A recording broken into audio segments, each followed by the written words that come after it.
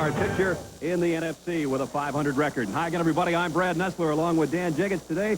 Dan, the Atlanta Falcons in the playoff hunt. You got to go back a number of years to find them in that position. You really do, Brad. But one of the problems that they've had is when they've been in that position is beating teams that they should beat. That is teams with under 500 records. The Falcons have never been able to just jump over that hump. Maybe when they do, you'll know that they're a true playoff team. Tampa Bay only 2 wins, but they showed that they're much improved last week in their win over the Lions. Yeah, one of the reasons why is because of the improvement of their offensive line. As a matter of fact, Vinny Testaverde, their quarterback, told us that when he looks at game film now, he doesn't just look at the quarterbacks and receivers. He looks at the offensive lines to see what kind of protection those quarterbacks are getting. Well, his offensive line will no doubt get some work today against an Atlanta Falcon team that many times will show an 8-man defensive front.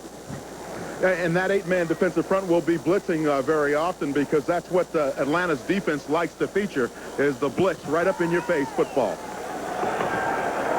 Norm Johnson's got it teed up as Tampa won the toss. Willie Drury, the deep man, back for the Buccaneers. And we're underway in Atlanta, and it's Drury from the goal line. Hesitates, and down he goes at about the 12. Tracy Johnson down on the special teams to make the stop. And Vinny Testaverde, who Dan just talked about, brings out the Buccaneer offense. Testaverde, no mistakes a week ago, and that helped the cause in their win over Detroit. His front wall, Gruber, McHale, Mayberry, Beckles, Taylor, and Ron Hall is the tight end. Reggie Cobb, who's had 2 great weeks in a row out of the backfield, joins Robert Wilson, the fullback. Carrier and Dawsey are the wide receivers. So the Bucs will work from their own 13-yard line. Both wideouts to the left side, and it'll be Cobb back to the right, and not very far. Jesse Tuggle, who leads the NFL in tackles, shows why as he makes the opening hit. Defensively for Atlanta, let's have a look. Across the front for the Falcons, Rick Ryan, Mo Gardner, the rookie, and Tim Green. On the other end, the linebacking core, Lyles, Rady, Tuggle, who just made the stop, and Darian Connor. And the secondary, McKyer and Deion Sanders at the corners, Scott Case and Brian Jordan at the safeties. You got to wonder if Brian Jordan's mind's on football today. Yeah, because his wife went into labor this morning. She's in the hospital, and she's expecting, so Brian's loyalties are split right now. Second down, the Bucs from their own 15. Play fake. Testaverde is going to come out with it. And he's got a first down and then some. All the way out to the 35-yard line goes Testaverde, and a first down Tampa Bay as Vinny got 19 on the scramble. It's always interesting. You talk about quarterbacks, Brad, and how fast they are and what kind of movement they have. Well, it goes to show you that when a quarterback has somebody chasing him, all of a sudden he starts running the 4-4-40 because that's really what Vinny Testaverde's doing here. He's running away from Jesse Tuggle and Darian Connor, 2 fast linebackers for the Atlanta Falcons. Fear makes for great speed, doesn't it? Vinny on the year, 59 yards coming in. And a first down for the Bucs at the 34. He was there, though, as he actually had some time to sit back and pass. Good coverage. You see the Falcons with 6 men up close. Testaverde tosses it to Cobb, and he's hit by Tuggle first. And then Jordan and Case from the secondary combine on the stop. I was talking about Brian Jordan's loyalties being split. I don't know. He tried to split Reggie Cobb's helmet on that one. Well, that was a heck of a stop coming up from that secondary position. Jordan, the 3rd-year safety out of Richmond. He brings a couple of loads when he comes. They call him baseball. That's what Jerry Glanville calls him as he plays for the St. Louis Cardinals AAA affiliate in Louisville in the offseason. So Deion Sanders isn't the only combination baseball-football player on the Atlanta squad. Second down along 7, Tampa Bay from its own 37. Wilson and Cobb in a dual backfield. Testaverde, the quick drop, the slant complete. And out to midfield is Dawsey, the rookie out of Florida State. And a 13-yard pickup, another Tampa Bay first down. Dawsey that time working against Tim McKyer, number 22. And Tim McKyer likes to play a lot of man-to-man, likes to get up in your face. You see him getting off the press here. And this has got an outside technique, and you see him break in right there. But he's right in on the play. As soon as the receiver makes the reception, he's on him. So at midfield, the Bucs with another first down. They started this drive at their own 13-yard line. Dawsey, a rookie wide receiver who, along with Mike Pritchard, the top 2 in the business, and they're both on the same field today. And both playing extremely well for Tampa Bay and for Atlanta. Dawsey with more receiving yardage. Pritchard, as you see, with more catches. First and 10, Bucks from midfield as Dossie's in motion. Here comes an Atlanta blitz. Testaverde deep for Dossie. And right there with him, Seminole for Seminole, is Deion Sanders. Two Seminoles who were very unhappy after yesterday's results against Miami. Deion Sanders and Tim McKyer will tell you that they are the two best cover corners in the National Football League. There's no shortage of confidence there, and this is the reason why, really. Deion Sanders was not here last week. He did not play for the Falcons, and as a result, Tim McKyer had to switch positions. And now Sanders is back. McKyer gets to go back to his old position and says he's glad to have old Deion back there. About the only happy guy with the outcome of yesterday's Miami-Florida State game is number 14, Vinny Testaverde, who lines up Ron Hall as tight end on the left side on 2nd and 10 from midfield. Reggie Cobb got about 3. Brian Jordan involved on another tackle. One of the interesting things that the Atlanta Falcons defense is doing is a lot of looping and stunning. And that time, the nose tackle, number 67, Mo Gardner, went all the way to the sideline on a loop. So what happens is the defensive end to his side, into his left side, slants in. He comes on a loop, sees the play going outside, chases it all the way to the sideline. The Atlanta Falcon defense relies on a lot of pursuit because they're not very big. They sure aren't. Gardner, the man Dan's talking about, only 258 on the nose. 3rd down and 6. The Buccaneers are not good on 3rd down. 29% on the year, and they'll work from the shotgun. 4 wideouts for Testaverde. Carrier in motion. Over the middle. Carrier's got the grab, but I think he's short of the first down by about a half yard. I think you're right, Brad. When he came back to the football, and that's the reason why he caught it, is because he came back as Lawrence Dossie. But the reason why he came back, he lost the yardage that was necessary for the first down. Maybe as he gets a little bit older, he'll go across that 10-yard line marker and then come back and get it right at the first down yardage marker, but he didn't do it that time. Dossie with his second catch goes out, and the Buccaneers on 4th and less than a yard are going to go for it. The Bucs have only 2 tight ends today. Their 3rd tight end is one of the inactives. So their number 1 draft choice, Charles McCray, in essence becomes an extra blocker. He's in there now. 4th down and short. Cobb. I don't know. Very close. The Falcons say no. Obviously, the Bucs will say they got the first down. We're going to have to take a look at this one. Torrey Epps and Rick Bryant combine on the tackle. If indeed the Bucs did get the first down, and I don't believe that they did. I think they're short by about 6 inches. That's what the ruling is down on the field as well. So a big play early for the Atlanta defense. 10 minutes, 7 seconds to go first quarter. We're scoreless in Atlanta. Almost 5 minutes into the game. Tampa Bay's opening drive netted them 47 yards, but on 4th and short, Atlanta takes over. As you saw, Chris Miller, the quarterback, having missed all of last week and most of the previous week, and Billy Joe Tolliver went 1-1 in relief. Here's the front. Ken, Hoover, Dukes, Ruther in for Bill Fralick and Chris Hinton. Andre Bruce starts at tight end. Pegram and Johnson in the backfield. Risen and Michael Haynes are the wide receivers for Chris Miller, whose offense will work from its own 40-yard line. Pegram comes out to the bottom of your screen as a 3rd wide receiver. Off play action. Miller outside and a little bit high. Intended for Andre Rison. Chris Miller with bad ribs, and he told us in the NFL today he didn't think it would hamper his throwing, but I'm sure there's a few jitters out there after missing a couple of weeks, Dan. Yeah, because it's not easy. And it doesn't look like he's wearing a big set of rib pads either, so that's something that's not going to restrict him. Let's take a look at that Tampa Bay defensive line.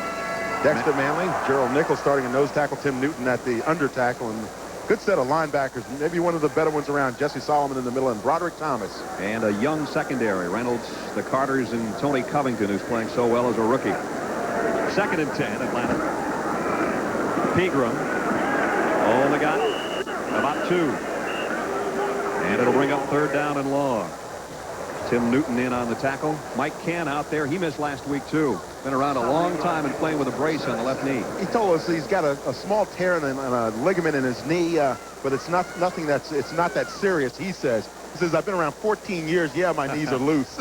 So what? So he's got a brace on, a Lenox Hill brace. It looks kind of cumbersome, but actually it only weighs about a pound or so. And that's what he's playing with on that left knee. He said the only time he's had a brace like that was back in '85 when he injured his right knee.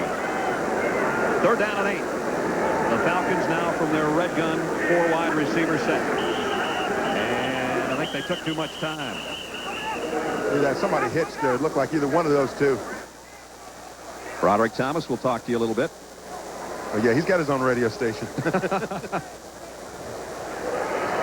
to the snap, 78, offense, false start. Well, it was Mike Kidd trying to get a head start over there. Brad, one of the interesting things is going to be to watch Mike over there, because that is the outside knee. Now, when he drops back in pass protection, he's not going to get any break over there. Broderick Thomas and Dexter Manley and all those guys floating around over there, and Keith McCann's playing outside as well. He's not going to get a break, so he's got a lot of speed that he's working against outside. So it makes it tougher on Atlanta. 3rd down and 14. And you see Mike Kidd not in a stance there on the left side of the Atlanta line. That's the way he practiced most of the week, without getting in a 3-point stance.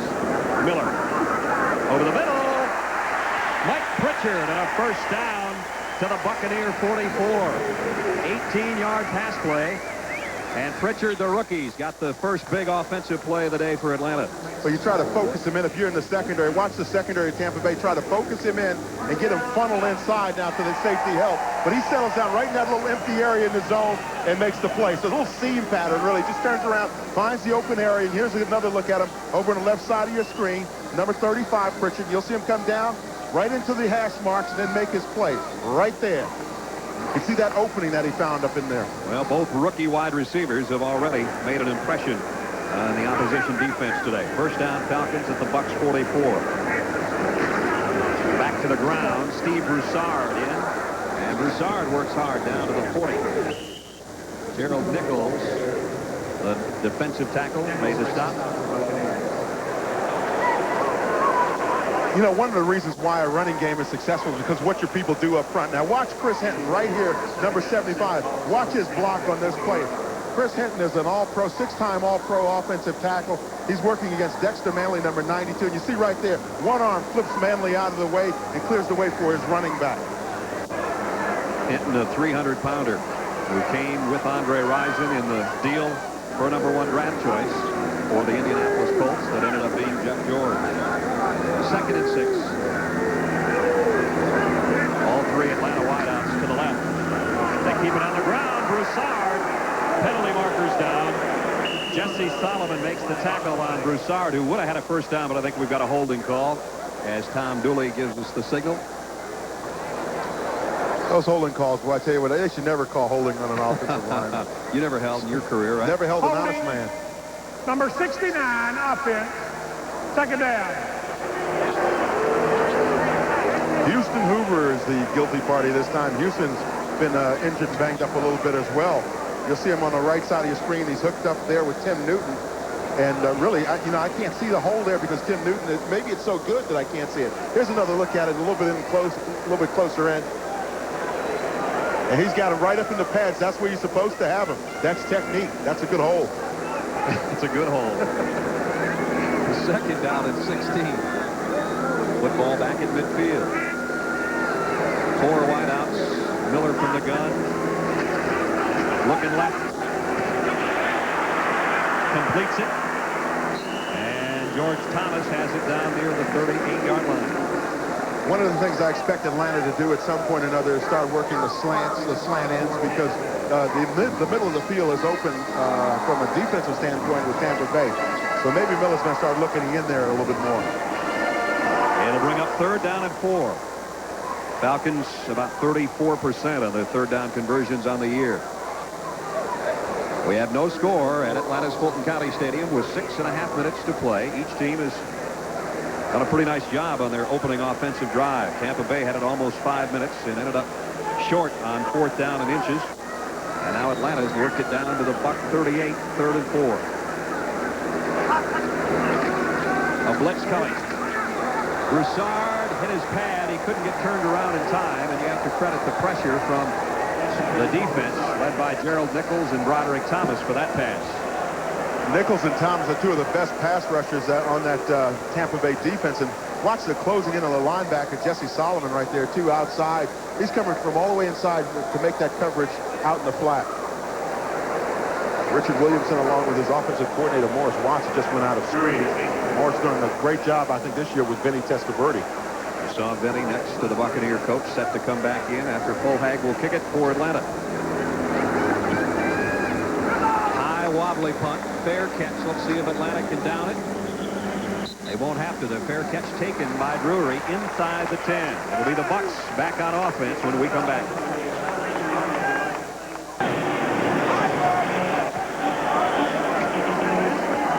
No score in Atlanta. 6:06 to go first quarter as the Falcons offensive line talks things over. Right now their defense on the field as Tampa will work from its own 9-yard line.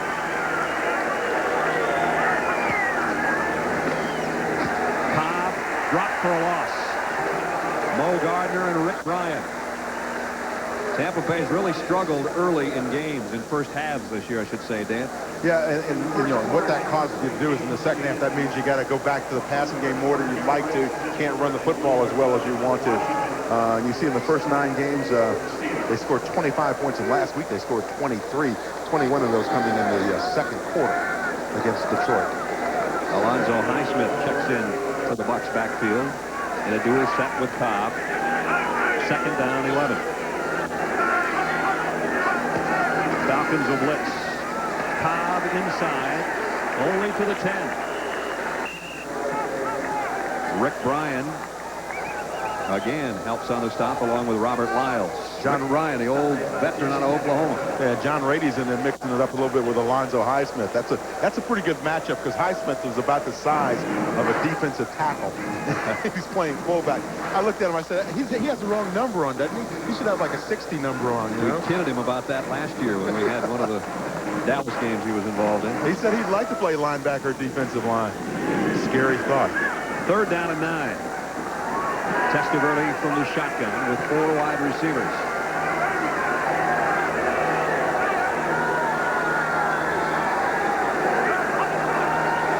Atlanta will blitz again. Testaverde in and out of the hands of Mark Carrier. And boy, did they let Carrier know that there was Falcon defense across the middle. Bobby Butler, the old man of that secondary for the Falcons, really came up and put the pads that time on the receiver, Mark Carrier. The interesting thing, though, for Vinny Testaverde from his standpoint at quarterback is he's having enough time to sit back, read the defense, and throw the football. So that part of the game is being taken care of up front with his offensive line. The Falcons are a great team at blocking kicks. That's something they have done so well since Glanville arrived last year. And Royals had one block last week against Detroit. And he's in his own end zone. Brian Jordan back deep for Atlanta. Focus up the middle. They almost got to it. Royals got off a nice kick. Jordan from the 46. And Brian Jordan into Buccaneer territory to the 43-yard line. 4:21 to go first quarter. No score. Back to Fulton County Stadium. Just before we went to break, we were talking about the punt rush. Watch the rush right up here. And that's Darian Connor, who's coming up the middle. He's number 56. Got one last week. He, along with Elbert Shelley, 37. That's where the pressure's coming from, and it could come again in this ball game. But they've had some extra special team efforts. As long as Jerry Glanville's on a team and he's coaching the team, you know you're going to have an effort on that special teams. Tell you what, you've got to get Shelley and Connor a lot of credit for not only getting that kind of pressure, but not hitting the punter as Royals got it away. Atlanta has started at their own 41 and now at the Tampa 43. Andre Rison in motion. Falcons with 4 wideouts. It's Steve Broussard. And Broussard got it down to the 37-yard line. You know what's interesting is that Atlanta's deciding to run over there behind Mike Ken and Houston Hoover, even with Ken with the bad wheel. Broussard's had a couple of games. There's a look at Mike Ken. Broussard a couple of games over 100 yards this year, but he's had only 9 carries in the last 3 games coming in as Jerry Glanville continues to shuttle his running backs. Gerald Riggs, a former Atlanta Falcon, has scored for the Redskins. Treadwell, a field goal to put Denver in front. Everyone else scoreless. Green Bay out in front of Minnesota. And we're scoreless here with 3:38 to go first quarter. Broussard again. Nothing doing this time. Gerald Nichols has had quite a game so far early. He and Tim Newton combined on the tackle. Well, I got to tell you one thing, Brad. With that defensive line of Tampa Bay, extremely good speed up front. Now watch Gerald Nichols, 77, from his nose tackle position, come in and make this play. It almost strips the ball, really, on the play, but they've got extremely good speed up front with the Manleys and the Broderick Thomases and Keith McCants. Everybody's running 4.5s, 4.6s. There's the front wall for Tampa. Floyd Peters, the defensive coordinator, who's really put some renewed enthusiasm in that group. That's right. He said discipline. Discipline is the key. Sergeant Rock. 3rd and 4. Blitz on Miller. Pritchard to the 30 and an Atlanta first down. Oh, boy, what an adjustment by Pritchard on the play, though. You saw him break off the route. It's a blitz read, obviously. He knows he's going to get the blitz on that play. And Tony Covington was the guy that made the stop, but Pritchard, just a nice little pattern out in the flat. You see him right there in the corner of your screen, the left corner. He breaks off his pattern, goes out to the flat, and finds the open area and makes the catch. Steve Broussard down for Atlanta. I don't know if he was trying to throw a block or was trying to get into a pass pattern, but he's face down. Atlanta with a first down at the Buck 30-yard line. Broussard, one of Atlanta's #1 picks last year out of Washington State. The way he's shaking his head, it looks like he might have got his bell rung there. And looks like he got hit by Evander Holyfield. Holyfield's here in Atlanta, isn't he? That's right, next Saturday. Next Saturday on CBS Sports, 3:30 Eastern, Greg Norman hosts the Jump in the water. Ooh, what a group that is. First down Atlanta to Tampa Bay 30. Deepest penetration of the day for the Atlanta offense. Tampa's in their 3-3 defense. Miller delivers complete to Haynes. I'll pick up a 14 and another first down. Marty Carter is there, but Michael Haynes, who's been Atlanta's big play man several times this year. One of the things that they do, though, Brad, Tampa does on defense, is they got the 3-man rush with 3 linebackers. They'll pull Keith McCants off and put him in a linebacking position. That time you saw him rushing the passer, but what they're trying to do is, in effect, get a 3-3 lineup. That is 3 rushmen and 3 linebackers. And McCants, because of his flexibility, can do that. Haynes has Atlanta's 5 longest catches this year. 5 catches of 41 yards or more, including, of course, the miracle a couple of weeks ago against the San Francisco 49ers to win a game. First and 10. Falcons at the Tampa Bay 16. Miller wants to throw in a hurry. Does to Rison. And he tried to put a good move on out there, but Ricky Reynolds wouldn't let him get away. We talked to Floyd Peters about Ricky Reynolds, his cornerback. He said that there's no question he's playing the best in that secondary. I mean, he's a guy that's doing everything for them back there. He did like the way the young rookies are playing for him, though, at the safety position. There's Floyd Peters. Floyd Peters, they call him Sergeant Rock. I think you can see why. And diametrically opposed to Floyd Peters, it's probably somebody like Jerry Glanville. That's right. A man in black. And there he is. He's a piece of work. I tell you what, the National Football League needs more people like Jerry Glanville, though. He keeps life interesting. Never a lack of color when you talk to Glanville. Atlanta second down at the Tampa 16. Draw play to Rozier, who just checked in. And Mike Rozier gets it near the 13-yard line. Rozier's another guy that's been banged up, and he's going to face surgery when the season's over. You know, it's funny, when running backs have been around as long as Mike Rozier has, and some people say, gee, he hadn't been around that long. Well, he played in the USFL, and now he's, in the National Football League for 6 years or so. But it's not unusual for them to get the kinds of dings that Mike Rozier has had. Jerry Glanville's given him a lot of grief the other day at practice, saying he needs to trim down a little bit. But the old war horses know how to line up and do it. A scoreless first quarter in Atlanta. And the Falcons on offense when we come back. Brad Nessler and Dan Jiggets at Atlanta's Fulton County Stadium. No score through the first quarter. Jerry Glanville's Falcon offense, though, has worked it down to the Tampa Bay 13-yard line. You'd like to see that offense move as fast as he was moving the other day in that stock car that he was racing after the Hardee's 500. Third down and 7. Andre Rison in motion. Miller with time to the end zone. Incomplete. Andre Rison, the closest man, And that's probably, I would think, Dan, the toughest throw for Chris Miller to make with those bad ribs. Yeah, it really was. But, you know, one of the things that helps is when you get good protection. And I watch Mike Ken right over here. He's number 78. Watch him, even with the bad outside wheel, as we told you about. He's got the knee brace on. Stay in front of his man. Good position here. Take his man inside. That allows Chris Miller to float outside, get a second breath, and throw the ball downfield. Now, he had an opportunity to score a touchdown on that play. Andre Rison was open. It floated on him just a little bit.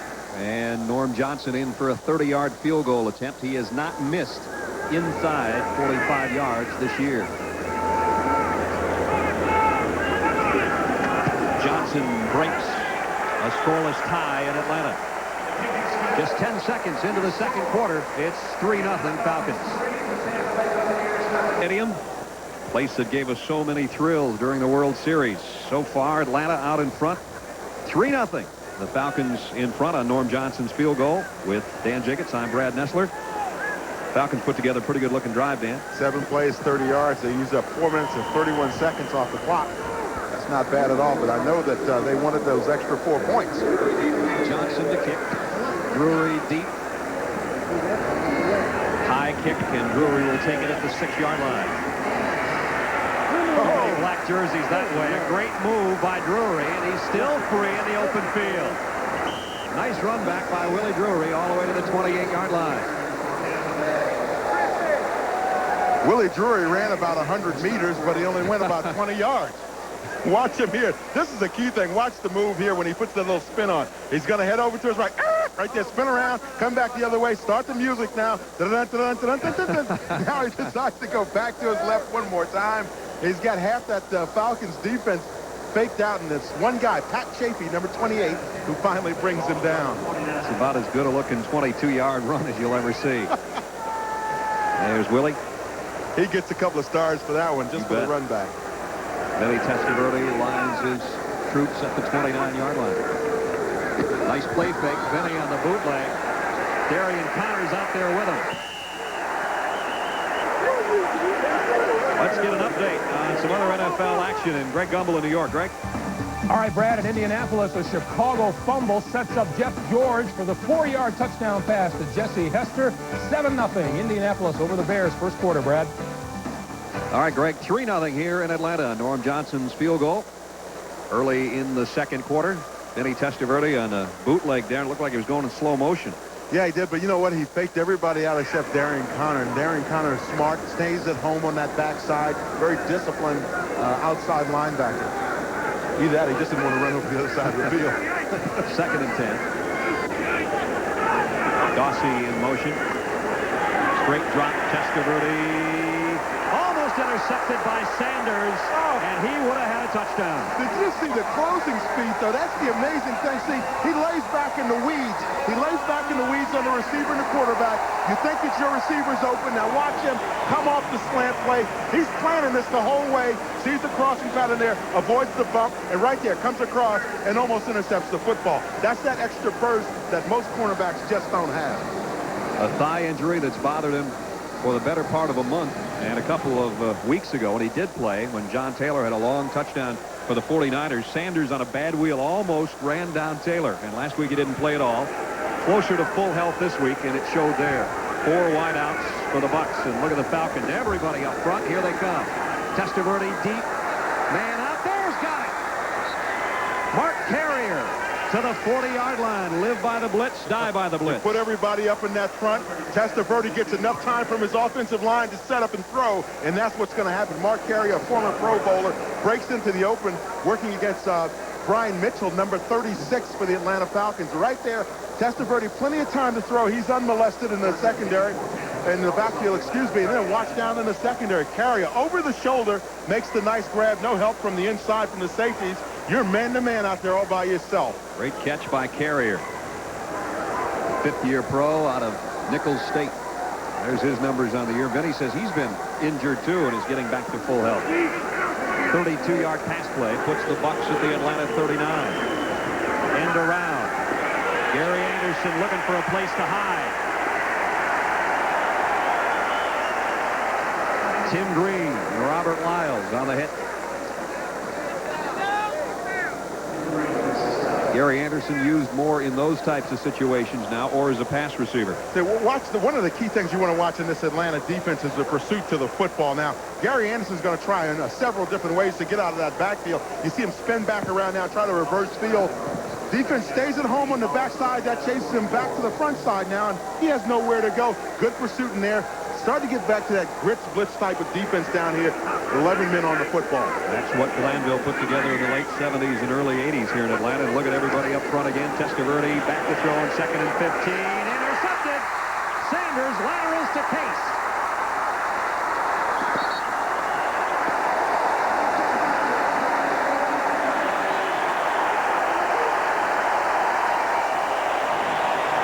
The Falcons will have it back thanks to number 21.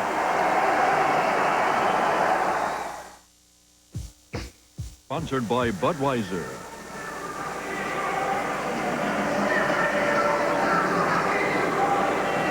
Our game summary, Tampa Bay with 18 yards in the air and no turnovers up until Deion Sanders moments ago. The key play in the ball game so far early. And watch him up at the top of the screen. Watch him in that squat position. He's going to get in there, squat, get his hands on the receiver to slow him down off the line of scrimmage, and then just accelerate and make the interception. He looks like the receiver on the play. This kid is something else. He's sensational at the cornerback position. And I don't know, he flips it off there to Scott Case for the extra yardage. Good little lateral as well. And Atlanta's offense from its own 29 as Pegram goes out near the 33-yard line. You know, to go back to Deion Sanders, Brad, one of the things that he's dealing with is a thigh bruise. He's wearing the old Earl Campbell thigh pad that Jerry Glanville was very familiar with when Earl was in Houston, but he's got that on, so it's slowing him down just a little bit, so he's still not 100%. Deion could get his whole body in one of Earl's thigh pads. His dad was at practice the last couple of days, and he was pretty happy to have him in. Falcons by a field goal with 11:39 remaining first half. 2nd down and 6 for the Falcon offense. Falcons with the red gun. 4 wide out group. And Chris Miller set to throw. Wide open his hands. Well, Alonzo Hampton gave him an awful lot of room to work over there. He sure did, and that's too bad because from a defensive standpoint, Broderick Thomas, 51, was in there putting plenty of pressure on Chris Miller that time, and Miller just got it over Thomas. You see him shaking his arm because he got hit right up in his rib cage. As he told us on the NFL Today, he's taking the offensive line out for a big dinner if he doesn't have to pay the price too often in the backfield. And he got a little ding that time, but he's working it off. And he picked up a first down with a pass to Haynes. From the 47-yard line. Rising to the bottom of your screen. And Haynes wide to the right. Pegram, the single setback, will get the call. And he's got Tim Newton draped all over him. Tim Newton is playing at the under tackle position. And really what the under tackle position is, you're shifted over from a normal 4-4 that is an even lineup to the weak side of the offensive formation. And the reason why they do that is to try to get a better angle. Offense runs off a blocking angle the same as defense does. And that time Tim Newton slanted right in there and made the play. Talked to Tim before the game. I said, how much of a difference is it for you? And he said, it's not that bad. It's just that I've never done it. And I won't know until the first snap how different it is. Lost it too, that's not working out pretty good so far. His brother is with Dallas, and he says he's going to talk to him on Monday. His brother is Nate Newton, a huge offensive tackle and guard with the Dallas Cowboys. Nate was injured last week in the overtime loss to the Oilers. Here's Broussard through the hole in a hurry. All the way to the 38-yard line. Steve Broussard quick to the hole, and he picks up 17. And let's look at what that offensive line was doing up front for Atlanta. Now, first 55, Mike Ruthu is starting in there for Bill Fralick. Let's watch him over here because I think he's got a good block on this play. They call him the vulture because whenever anybody goes down, he's right there to jump in at their starting spot. He gets a nice clear-out block there. Jamie Dukes, 64, the center, makes a nice block as well. Steve Broussard, who went out shaken up earlier and apparently is shaking the cobwebs. He looked good on that one. Down to the 38 of Tampa Bay. Falcons back in the red gun. Miller throws complete to Thomas. George Thomas with his second catch of the day. Let's get another NFL Today update, and we go back to New York and Greg Gumbel. All right, Brad, at the Hoosier Dome, the Bears have pulled even on the quarterback draw. Harbaugh from 6 yards out makes it into the end zone. Under a minute to play in the first quarter. Colts and the Bears tied at 7, Brad. All right, the Bears are leaders in the NFC Central and obviously in the playoff hunt and in pretty good command in their division. The Falcons here lead 3-0, and they're in the wild card chase with a 5-5 record coming in. Heard Jim Harbaugh early in the week talking about the only thing he's focusing in on now is football. All other things are superfluous at this point. He didn't use superfluous, but I did. That's a Harvard guy for you. Here's that 3-3 alignment against Tampa Bay. Second and short. Broussard the first down and more. Inside the 25. Ricky Reynolds brought it down. Steve Broussard off to a good start in this first half. And really what happened is Atlanta caught Tampa Bay unsettled defensively. They're trying to decide whether or not to get into their under alignment or the 3-3 alignment. And here's a 3-3. 3 down linemen right there and 3 linebackers back here. The problem was Keith McCants never got back in a linebacking position. You see him walking there, and now he finally tries to get back in and settle in. But the players run, and they are not ready defensively. Well, they taught you how to speak at Harvard. You should have worked on your artwork. Look like a bunch of hooks, huh? First and 10. Falcons at the Bucs 23. Broussard already 33 yards on his 5 carries. Miller steps in the pocket. Rising near the 5. Ricky Reynolds knocked him out. Andre Rison is getting very dangerous on the slant patterns and that's really what that was, the underneath pattern. He came underneath the coverage and made the play right over the middle. You see him working right there. He's out of the slot, number 80. Now he comes across, cuts underneath of the coverage, and it's zone coverage up underneath. He makes the reception, heads down that far sideline, and almost gets into the end zone. Falcons now bring in Andre Bruce right there, number 83 in the middle of your screen, as the tight end. Rising with a couple of catches already on the day. He has 51 for the year. And Chris Miller is going to take a timeout, so we'll take one as well. 7:13 to go in the half. The Falcons by a field goal. Scores 3-0, and we talked before we went to the break about the relationship of receiver and quarterback. And watch Chris Miller read Andre Rison. We asked them the other day whether or not they had that relationship where you could tell when the other guy was going to break off a route. They said, yeah, they're starting to get to that area, and that's a clear example of it. Right there, Andre Rison breaks off his route, gets into the open area, and Chris Miller delivers the football. And got the Falcons a first and goal with the Tampa Bay 5. Broussard in motion from the Falcon backfield. Miller to the end zone, almost picked off by Jesse Solomon. Solomon's really solidified this defense since he came in the trade first from Dallas through New England. Even when he was back in Minnesota, he was a leader, a guy who was outspoken. Yeah, that's because he knew what he was doing and he knew what he was talking about. And in this play here, he just settles in there, makes a nice play up inside. You'll see him, number 55, come across and swat the ball away. He's eyeballing the play right there, reaches in and knocks the ball away. If he doesn't, Andre Rison catches it for a touchdown. Exactly right. Rison had position. That would have been 6. Jesse's got a farm down there in Florida, a couple of 100 acres, I guess, that he goes back and tends to in the off-season. Another former Seminole. Second and goal at the 5. Pritchard in motion for Atlanta. Broussard, touchdown.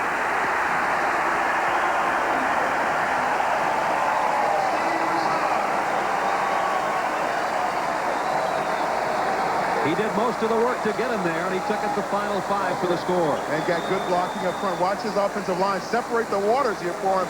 Makes a nice burst through the line of scrimmage, escapes one would-be tackler, and is in the end zone for the score. Steve Broussard with his first rushing touchdown of the year. Norm Johnson comes in for the point after. The Falcons said we want to jump on Tampa Bay early and not let them up. They'll be up 10-zip after the extra point. 7 minutes and 6 seconds to go in the first half at Atlanta Fulton County Stadium. The Falcons lead 10-0. Folks sitting at home, you want to know why Stephen Broussard scores? Watch here, the slip block between the guard and the center. Now, Jamie Dukes, the center, is going to slide off of his man. It's right over him, and now pick up Broderick Thomas, the linebacker, 51, take him out of frame, and that allows Broussard to get into the end zone. Good blocking up front by that offensive line. Norm Johnson will kick. Willie Drury, who electrified us last time he touched it, from the 1-yard line. This time, Albert Shelley is there to meet him on special teams.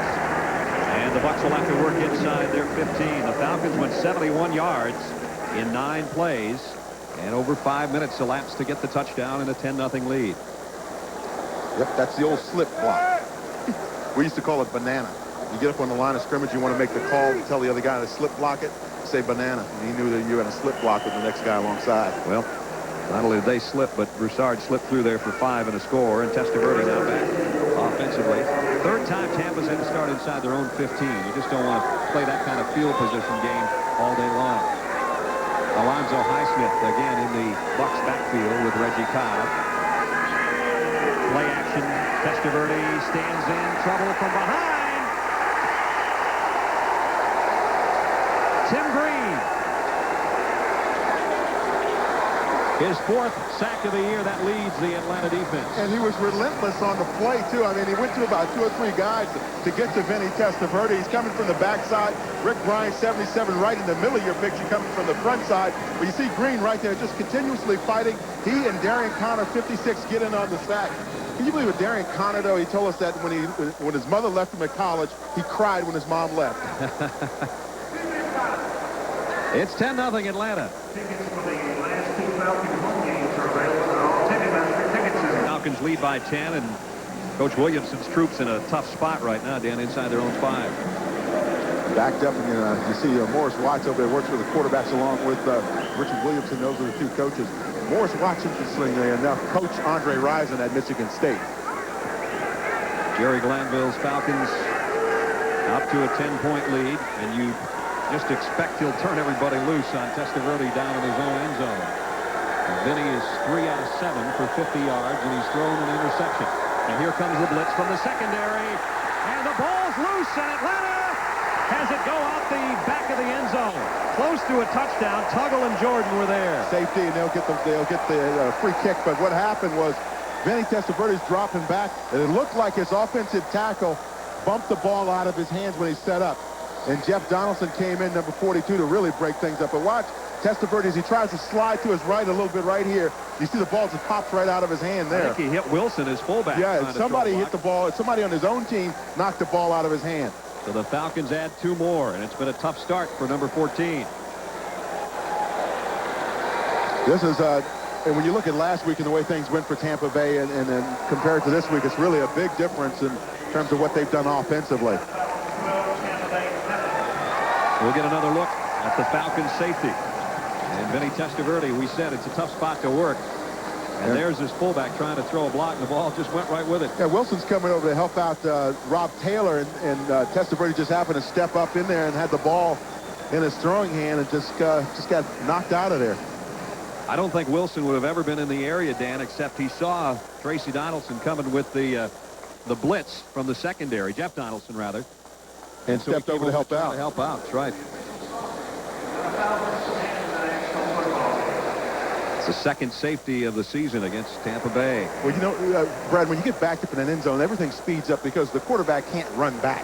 He can't, try to escape out of there. He knows he's got to step up and head up the field, or else he's going to give up the 2 points in the free kick.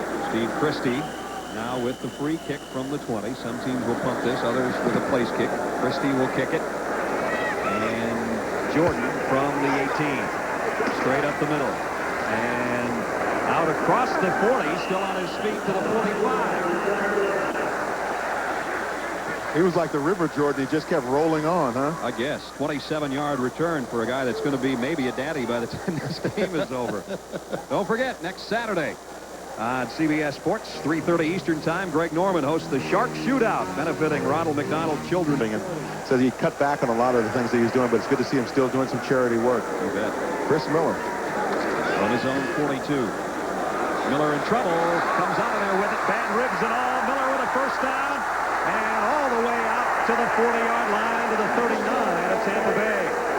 Hey, we talked about how fast quarterbacks get when those linebackers are chasing them. That time, I think Chris Miller might have been able to beat Carl Lewis into that sideline. Watch him here as he gets in a little bit of trouble because he doesn't see anything open downfield. Good coverage on the part of the secondary and linebackers of the Buccaneers. Now Miller decides to run the ball. He sees Jesse Solomon and Broderick Thomas. Talk about a nightmare. So he heads to the sideline, and you see him stumbling out of bounds there. First and 10 for the Falcons. Falcons leading by 12 here. Washington by 17 already on Pittsburgh. Boomer Esiason's thrown a touchdown pass for the Bengals. Kansas City now back in the ball game and in front for the first time. Tom Zex added another touchdown pass for Green Bay. Miller on first down. Threw it intended for Broussard. No, that was intended for that yard mark. Yeah, you're right. Kind of a middle screen, and he says this one's not going to work. The only one that he's going to screen that one to was to the defense.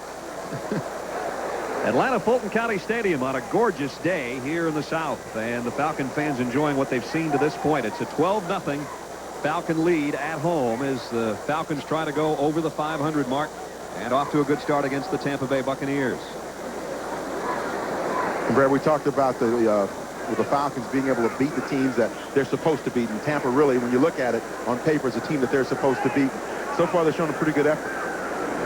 At the Bucs 39 and Atlanta 2nd and 10 from the red gun. Miller going deep. Andre Rison, touchdown. There's the highlight, Tony. Toast is going to have a special little deal in the end zone for us. All alone is Andre Rison. It looked like the coverage just simply broke down because Chris Miller, you'll see him set up here now. He'll move out to his left. Andre Rison decides to break the coverage a little bit and slides in, gets in an open area between the safeties and the cornerbacks, and he gets the touchdown play. Now watch as Rison comes up on the left side of your screen. Miller's going to get out of trouble here by stepping around. Good protection by his offensive line. And right there, there's nobody within 10 yards. Nobody in the picture except for Andre Rison. Norm Johnson for the point after.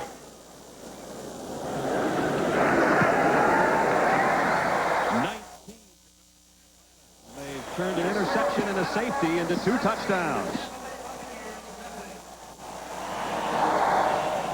Hooked up Miller to Rison, 39 yards. He's going to invite Chris Miller to be on his song label now. Here's Rison right here in the slot. Watch him working.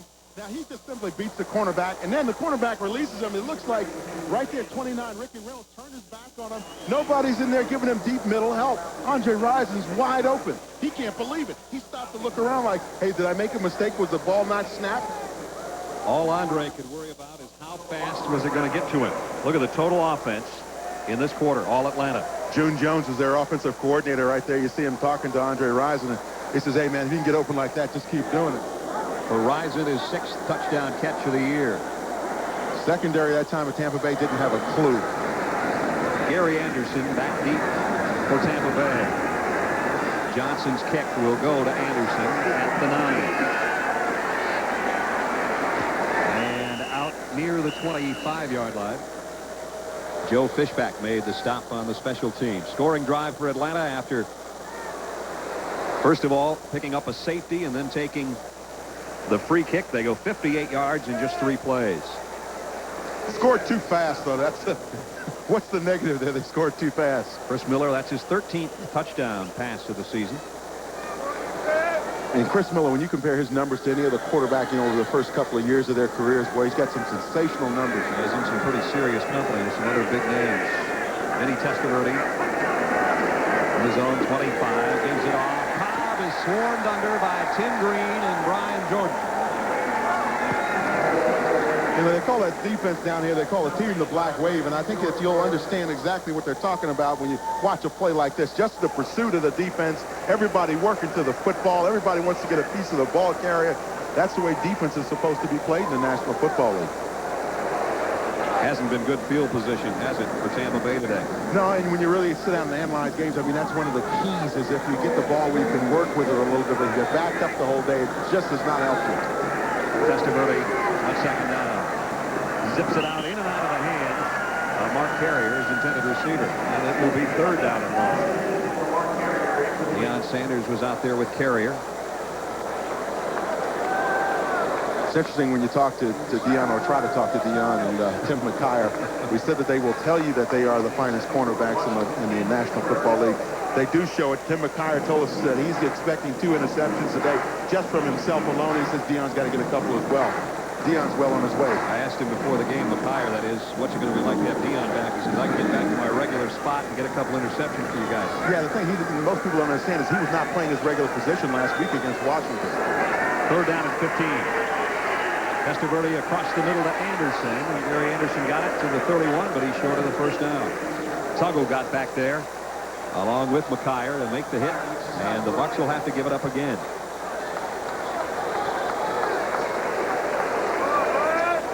The key thing, though, you mentioned, Brad, was field position. The Buccaneers have not been very fortunate today to get the ball in great field position, and that just had them backed up the whole day. Remember, Darian Conner and Albert Shelley came oh so close last time to Mark Royals.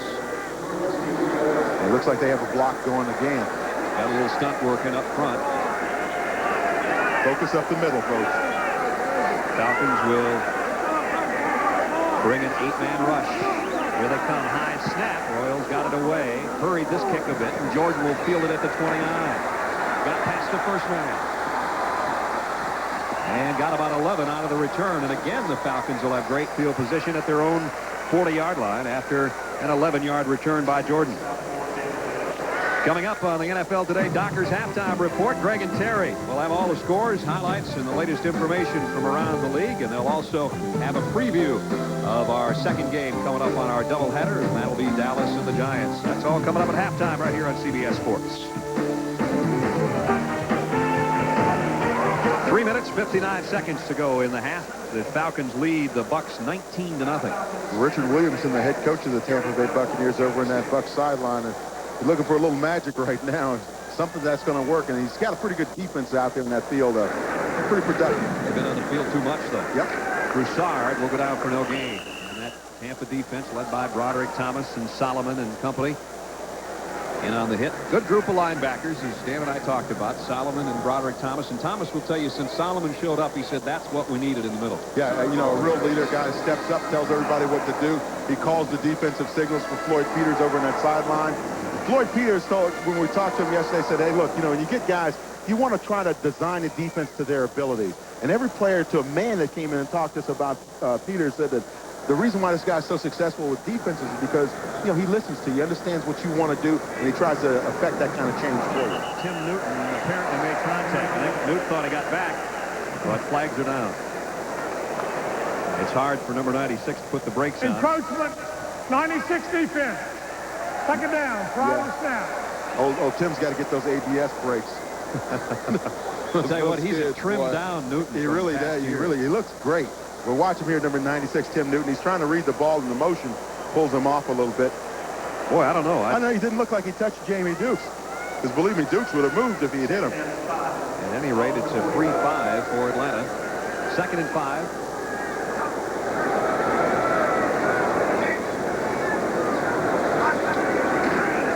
Broussard trying to go wide and got the corner.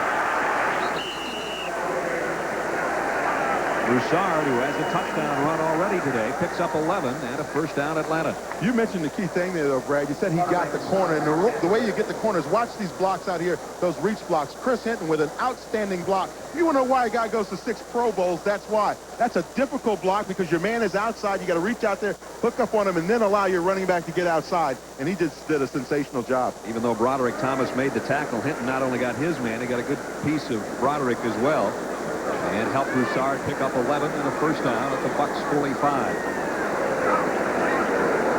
Falcons with their red gun offense. 4 wideouts. Miller from the spread. Whistles. Stop play here. Penalty markers down. Let's see, do we have motion, Atlanta? Tom Dooley is our referee. Prior to the snap, we have 75 on the offense with a false start. First down. Chris Hinton got such a good block, he thought he'd take 5 yards That's back. right. He's working against Dexter Manley, though. And Manley, number 92 for the Buccaneers, is a fast upfield rusher. And he's so fast, he keeps that little white towel in it just so you can see it fly in the air, you know.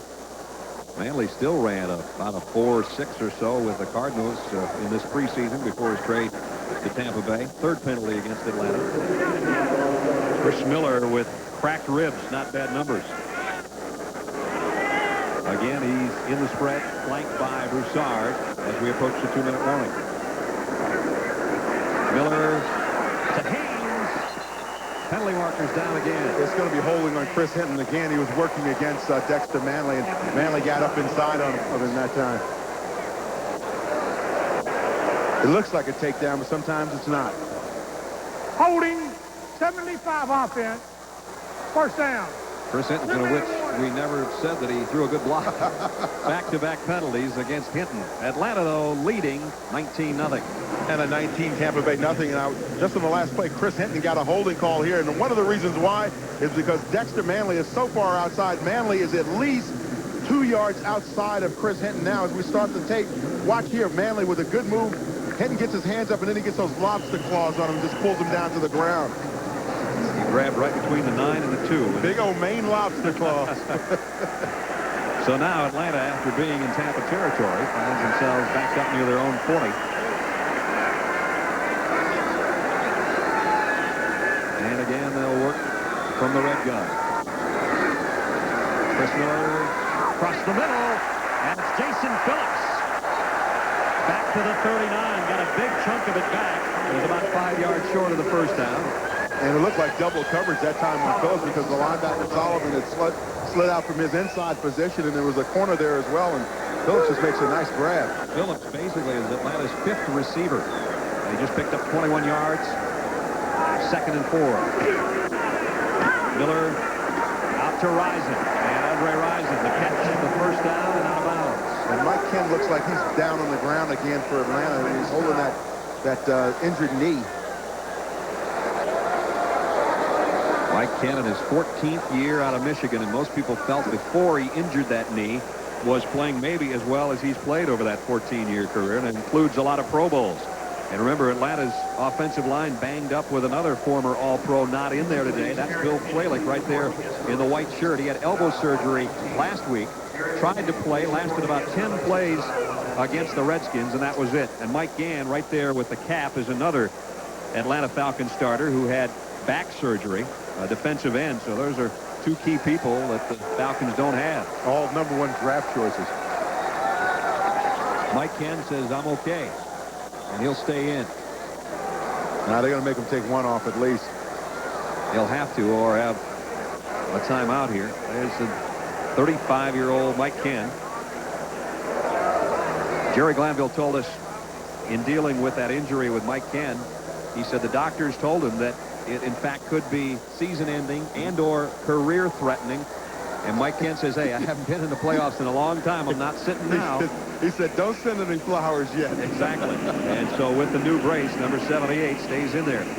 Glanville told us he's never had a team more banged up. Mike Gann stays in. The Falcons stay in the red gun offense. And they face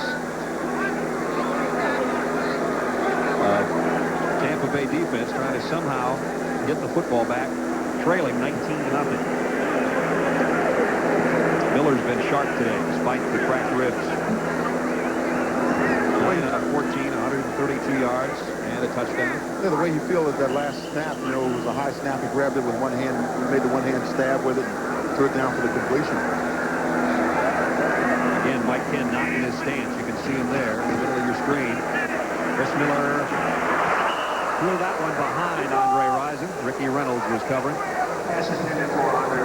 Andre Rison told us that he wants to try out for the Atlanta Hawks. He wants to be one of those dual guys as well, but I think he may find out that the NBA is just slightly different than, you know, playing it is a little different than watching it. Well, Bob Weiss ready to give up a spot on his roster for Rison yet another.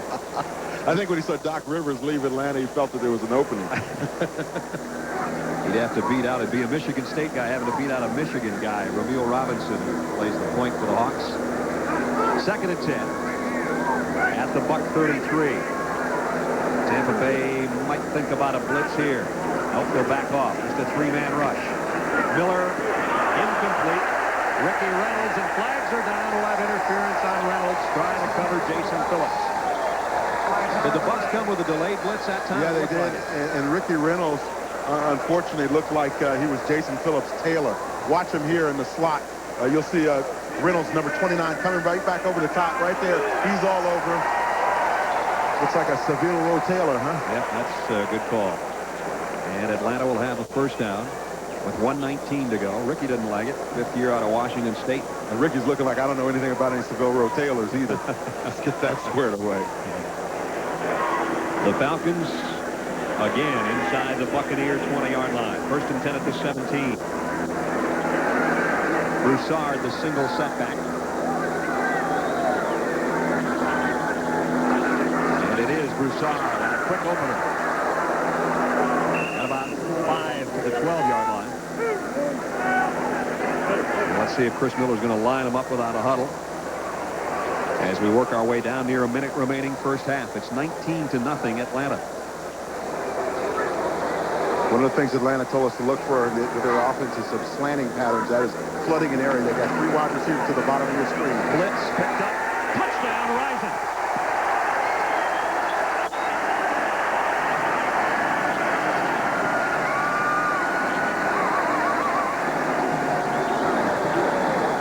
June Jones, the offensive coordinator of Atlanta, told us it won't be picks. I said, will they be rubs? He goes, no, we're just going to slant them. And that's exactly what they did. The outside receivers work to the inside of the field. The slot receiver inside is Andre Rison. He comes back out to the corner of the end zone. You'll see it again here. Rison, number 80. And right there, he comes back outside. The other 2 receivers run basically stall routes just to allow him to get open in the corner of that end zone. Rison has probably never found himself that open twice in a ball game. His second touchdown catch of the half. He must be thinking it's his alone or something. Boy. Norm Johnson's extra point puts the Falcons further in command by 26. The Falcons lead 26-0. And a 61-yard scoring drive for the Falcons in 7 plays. But there was just a little over 3 minutes to get down there and get the score. Chris Miller's second touchdown toss of the day to Andre Rison. Sweet music for Rison. Huh? Yes, he's got a record label now. It's Ichabod Power Artist. That's the label. He goes in and lays down a couple of tracks every week, he says, and you know, he's got a little help from Hammer.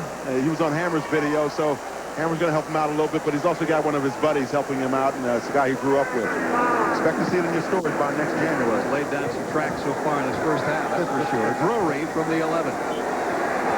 Willie Drury trying to get outside and collared at the 26-yard line. Pat Chafee got down there to make the stop, his second hit on special teams. Don't forget, coming up at halftime, Greg and Terry will take a look around the league, scores and highlights of other games, and they'll preview a NFC East battle between the Cowboys and the Giants, which is our second game in our doubleheader. I wonder if Terry's going to cut an album now, Country Western. Got a pretty good voice, old Bradshaw. You think so? Oh, he's got a good voice. I've heard him in a couple of hotel lounges. I'm not sure. Depending on the time of the day, he's got a good voice. Right. There's a Falcon receiving core. Haynes and Rison and Phillips. And Vinny Testaverde looking down the barrel. It's 26-0 Atlanta. No defense can cut it loose. Testaverde with less than a minute to work from the shotgun. In and out of the hands of Gary Anderson. That pretty much tells you what kind of day it's been for the Bucs. Even when they go for the short stuff just to try to get the first down, and they just can't do it. Testaverde not flashy last week at all in the win over the Lions, but had no interceptions and no fumbles. Today, as you see, only 40% and already one picked off by Deion Sanders and almost a second one picked off by Sanders. And one of the keys for him last week is he didn't have a whole lot of pressure on him. You know, the offensive line gave him some good protection. They've been doing a decent job today. Falcons in their prevent here with 39 seconds to play in the half. Testaverde deep middle for Gossi. He had his hands on it, but Jeff Donaldson hit him just as it arrived. He got low bridge there as he went up to catch the football, and I think that shook him up just a little bit. Donaldson, one of the guys that came over from the Houston Oilers. He'll take your head off if he gets a chance. Right there, you see Donaldson coming up and cutting him. You can see those kinds of things happening out of the corner of your eye, and you know you don't like those developments when you're running down the field. They really like Gossi, though, the Buccaneers, and so does his quarterback, Testaverde. They've got great practice habits, work habits, and carries those over to the ball game. Third down at 10. Atlanta might get the ball back here, depending on this play. Testaverde, deep sideline. Sanders has another one. Deion down the sideline.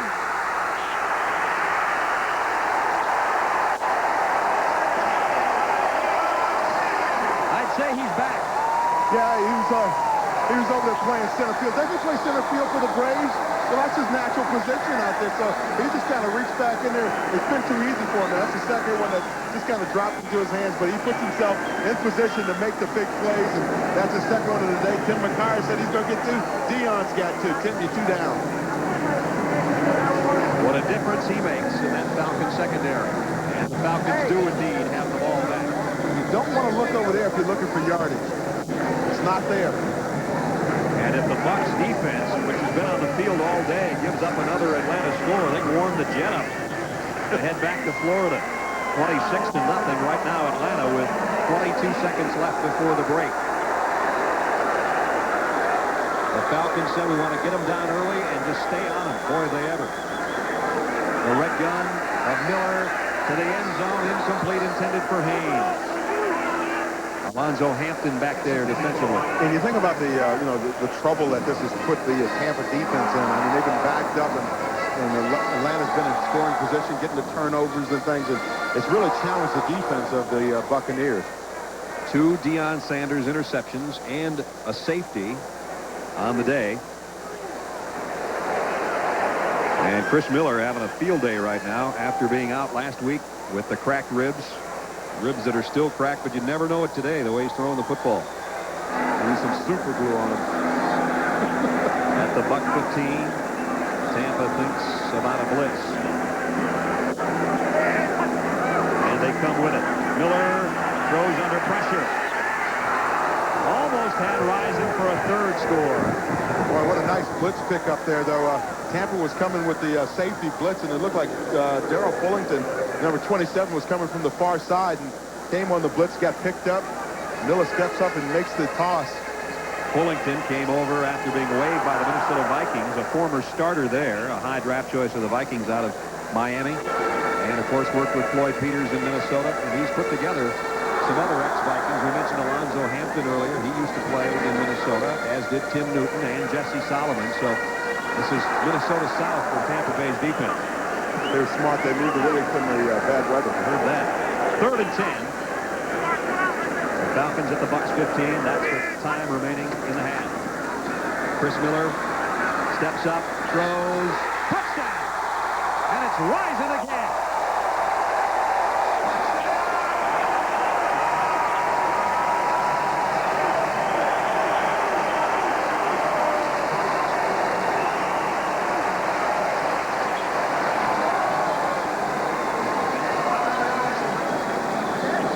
What a combination so far in the first half.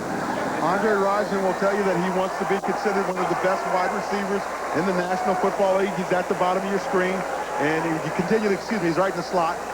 And if he continues to make plays like this one, beating Darrell Fullington back there, looks like it's not Fullington. He beats Marty Carter in the secondary for the touchdown. And this one being reviewed. Hey, he's done videos before, hasn't he, Rising? Yards and 3 touchdowns. And Chris Miller with a 3-touchdown day. And it's the 3rd time this year he's done that. We've only played a half, though. Johnson's extra point. 7 seconds left in the half. It is 33-0 Atlanta. Andre Rison up now to 55 catches on the season. And the Falcons have scored touchdowns on their last 4 possessions. That's when you like to look at that play chart. You know, you go in on Monday, you look at the play chart, where did you go with the football, and you see it all over. You see the chart go all the way, the line go all the way to the end zone. You like that on Monday. Andre Rison, if he keeps this up, the rest of the season is going to be in some fast company as far as having the best first 3 years in NFL history. Sterling Sharp's the guy on the top of that heap, and Andre Rison could move into that category. Coming up at halftime, Greg and Terry with highlights and scores from around the league, and they'll look ahead to our second game of our action today, and that'll be Dallas and the Giants, and that is a gigantic game in the NFC East, with both those clubs still hoping for wild card playoff possibilities. Andre's over there talking to Deion, saying, hey, man, thanks for the break. That's the second one of the day. Both Sanders interceptions have been turned into Atlanta touchdowns. I mentioned that Deion Sanders really got things started off for the Falcons in terms of scoring because of his interception. Now watch him right up at the top of your screen. That's Deion Sanders, his first interception of the day. He jumps outside, gets outside position on the receiver, then just comes back in to take the ball away. His interceptions have almost looked too easy. And why? Because he's put himself in great position to make the play. Snatches those things like flies at a picnic. Center field. Tell you what, he almost had a third one earlier in the ballgame. That's right. And that one was clear sailing to the end zone. Falcons will start with a tight end in this set. Andre Bruce, the tight end. And Eric Pegram to the line of scrimmage, and that's it. Broderick Thomas is there, and so is Kevin Murphy. Possessions, we told you, field position has been all in Atlanta's favor. And when you see him ending up like that in points and in touchdowns, that's when you know you've really been doing a good job offensively, and the defense has been giving you the ball in key field position. Look at that. Their own 41, Tampa Bay 43, their own 29, their own 40, their own 40, and then finally the Tampa Bay 15. Those are great numbers to get offensively. 5 scores in 6 possessions. You take that any day. Chris Miller, 2nd and 10. Risen in motion. And this time it's Broussard. Flags down. Broussard into the secondary. And he'll be all the way to the 45, a pickup of 25, but we'll probably have a holding call to bring it back. There it is from Tom Dooley. Now the Falcons back in their red gun. Miller to throw. And in and out of the hands of Risen. One of the first times today those two don't connect. That looked like a cheerleader move when he tried to catch that when he jumped up at 20.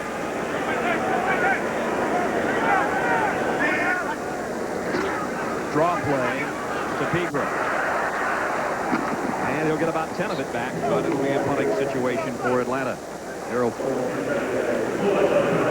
And Willie Drury back deep. Drury had a long touchdown catch against the Falcons last year, an 89-yarder. Pressure on Fullhanger got away, a nice kick. Drury way back to the 27 with a late fair catch. The Buccaneers will be on offense when we come back.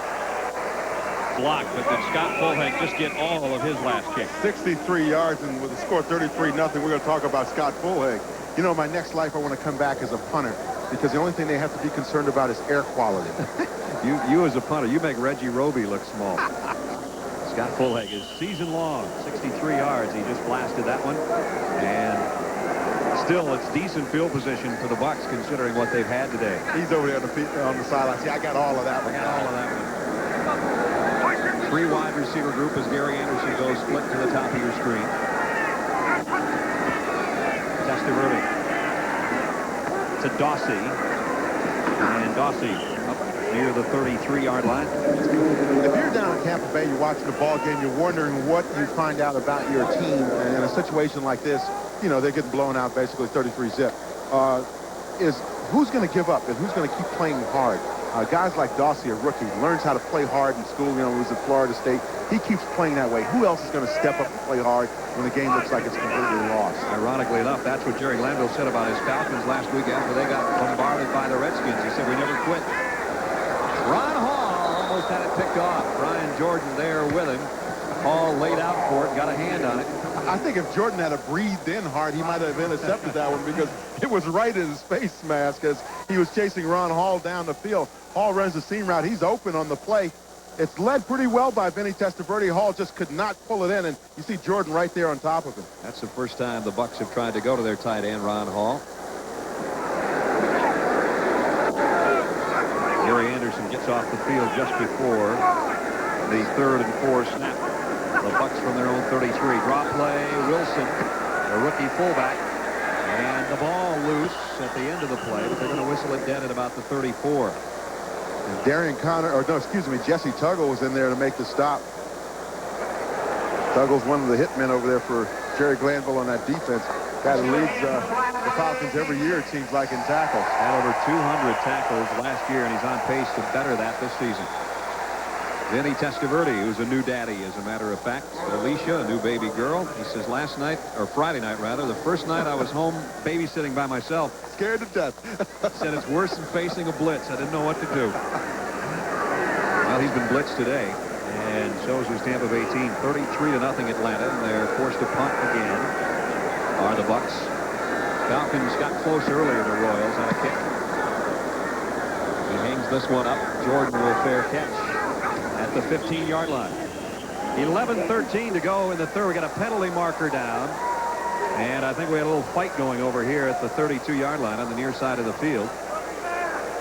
And let's see if we have offsetting penalties or if somebody's going to have to sit it out a little bit.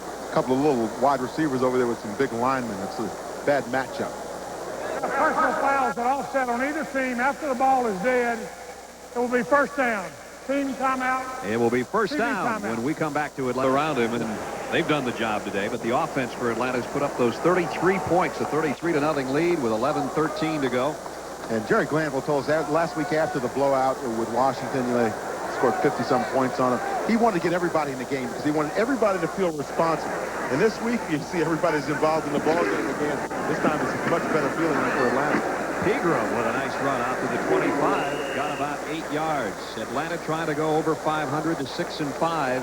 And as we told you at the top of the show, right in the thick of the wild card picture. In fact, if the playoffs were to start today, it would be Atlanta at Chicago against the Bears. And Glanville said he'd go up there, win 21-7, and then move on from there. And have another shot at the Redskins. That's what he hopes. I don't know about that. Well, this is the best record the Falcons have had since '86 at this stage of a season. And, of course, they have not been in a playoff since the strike year of '82. Sims is coming at Joe Sims is coming at left tackle to replace Mike Kent. Sims is a rookie. It was a defensive lineman, big guy, about 6'7" or so, much like Ken in body build. And Mike Kent on the sideline walking around. I don't think he's injured any more than he was coming in. But this, with a 33-point lead, is a good time to spell him with that bad knee. Great play there by Reuben Davis, the veteran, who picked up about a 3-yard loss stopping the ball carrier there. You know, this has got to be disheartening for the Buck defense because all in all, they played pretty well. They got beat on a couple of different situations, but it's because of turnovers and such by the offense. So, but they've been bringing it to Atlanta pretty good up front.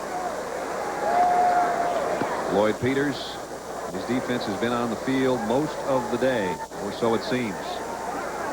3rd down and 5 for the Atlanta offense. There's Mike Kent. Getting a little gray up there on top, a little snow on the mountain, huh? Still playing like a young guy, though. Tampa brings the blitz. The Falcons may have the right play call, but Tim Newton holds on to Broussard and brings him down short of the first down. And now Robert Thomas and Steve Broussard exchange pleasantries.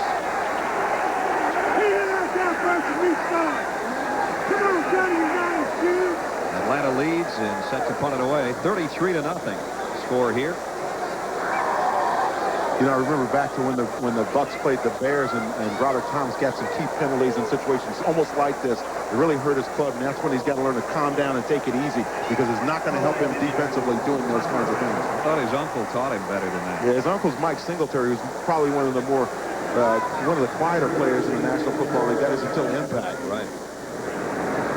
Bullhead kicked it 63 yards last time. Willie Drury hoping he doesn't have to backpedal that far this time, and he won't. Fair catch by Drury at the 36-yard line. 8 minutes and 41 seconds remaining in the third quarter, and it's all Atlanta. Well, this was what was happening on the field. Broderick Thomas on top of Stephen Broussard right there. Now watch Broussard as he gets up, fires a couple of quick shots at Broderick Thomas. Now watch how many guys come over and grab Thomas. Nobody's grabbing Broussard, by the way, by this time. They all go and grab Thomas. A couple of pretty good right hands by Broussard. Might be better than the Holyfield Damiani fight next Saturday here in Atlanta. Testaverde short across the middle to Cobb. And Reggie Cobb dropped in his tracks. Robert Lyles is there. Don't forget, second game coming up for you. Our double is just too much more and moon at the end. 2nd and 6 for the Bucs at their own 41. This is as close as they've been to midfield in a while. Reggie Cobb broke one tackle, but still got only to the 45-yard line. John Rady ran him down. Gerald Riggs has added another touchdown run. Gensel moved to 11-0. Cincinnati and Philadelphia tied. And there's the closest battle, really, of the day going on in a big game in the AFC West. Chicago and Indy still tied up right now in the third quarter. Colts trying to win again without Eric Dickerson. The Vikings have scored a touchdown to close the Green Bay lead to 7. And Ken O'Brien's got a couple of touchdown passes for the Jets. They're up by 3 scores over the Patriots. Part of the program down in Tampa. 3rd down and 2. The Bucs 1 out of 6 on their 3rd down conversions on the day. They'll try to throw for it. And almost intercepted by Scott Case. Oh, and you want to know why? Here's Darian coming around the corner. Number 56, Darian Connor, came around on the blitz outside, and that really forced Vinny Testaverde to unload the football. Now, Darian Connor, number 56, is the guy that we told you cried when his mother left him at college. Well, watch Vinny Testaverde. He might want to cry after he gets this shot from Darian Connor. Said his mom left him with a care package of peanut butter and Snickers. Living off that health food, he gained about 40 pounds in college and put all of his poundage on Vinny Testaverde that time and forces Royals punt. Brian Jordan will take it on the run and got about 10 yards on the return. They ran into Royals that time, and it looked like they took it right off of his foot. They touched his foot, and the officials didn't call anything on that one. Brad Nessler and Dan Jiggetts with you at Atlanta Fulton County Stadium. It's a gorgeous day in Atlanta, and the fans, sun-baked, have seen their team go out to a 33-0 lead as the Falcons scored more points in the second quarter than any team in the NFL this year. Guy with bad ribs. Well, you know, Billy Joe Tolliver's got the broken nose. You look at him, he looks like a raccoon. This is Pegram. Look at Pegram fight for yardage, and he might end up with a first down. It's a scrum, a rugby scrum.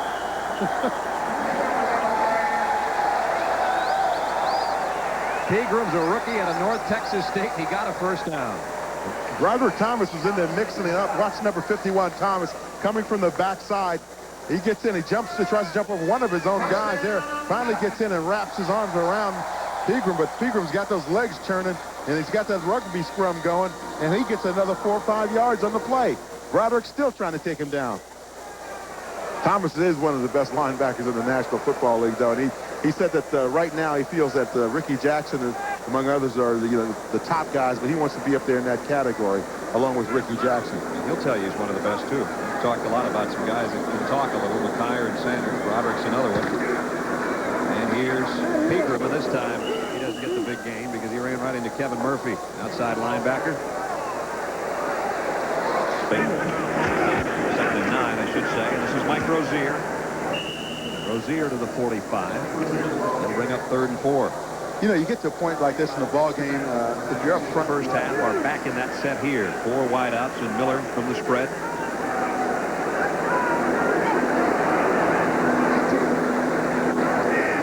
And Tampa Bay will blitz Chris Miller, who throws deep for George Thomas. Incomplete with a flag down. Let's see if we have defensive holding. Thomas out there on Carl Carter. George Thomas, the guy the Falcons call heat, as he can bring it in a hurry. Excellent receiving core the Falcons have, and all of them have speed. Thomas, one of the fastest. There's the call.